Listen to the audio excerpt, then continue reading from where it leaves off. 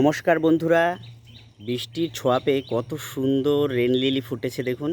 আমি পরপর আপনাদের সামনে দেখাচ্ছি, পুরো ভিডিওটা স্কিপ না করে অবশ্যই কিন্তু দেখবেন। দেখুন কত সুন্দর, অযত্নে এই গাছগুলো খুব সুন্দর বেড়ে ওঠে, কালারগুলো অ্যাট্রাকটিভ। আমি ওই দিকটা আপনাদের নিয়ে যাচ্ছি। এই দেখুন কত সুন্দর, আরও বৃষ্টি পেলে আরও সুন্দর হবে সব।